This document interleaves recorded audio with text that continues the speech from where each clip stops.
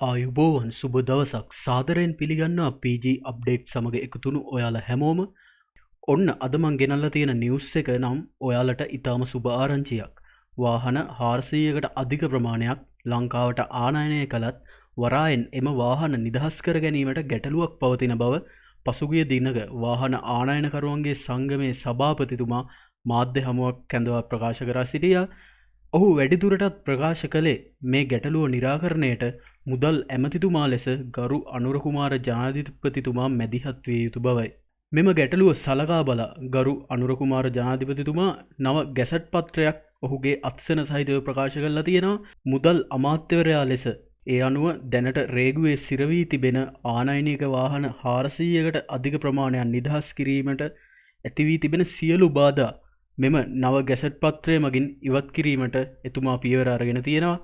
ඉතින් මෙම වාහන නිදහස් කිරීමට ප්‍රබලම බාධාවක් වී තිබුණේ ජපානයෙන් මෙරටට අපනයන පරීක්ෂණ සහතිකපත් ලබාගත් සමාගමේ යම්කිසි ප්‍රමාද දෝෂයක් ගරු ජනාධිපතිතුමාගේ මැදිහත්වීම මගින් මෙම සියලු බාධක ඉවත් වෙලා තියෙනවා කියලා තමයි විශ්වාසවන්ත ආරංචි මාර්ගවලින් දැනගන්නට අපිට ලැබිලා තියෙන්නේ. ඉතින් මේ ආකාරයට වරායෙන් වාහන නිදහස් කිරීමත් සමග රට තුළට බ්‍රෑන්ඩ් නිව් සහ ජපානයේ භාවිතා කළ අවුරුදු 3 නොඉක්ම වූ වාහන පැමිණීමට නියමිතයි.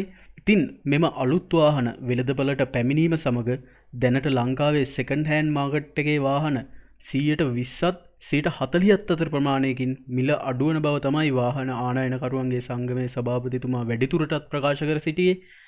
ඒ අනුව ඔහු පවසන පරිදි 2014 නිෂ්පාදිත වැගන්නාර් රථයක් ආසන්නව ලක්ෂ 40ත් 45ත් අතර සීමාවේ මිලදී ගන්න පුළුවන් වෙයි කියලා තමයි ඔහු කියන්නේ.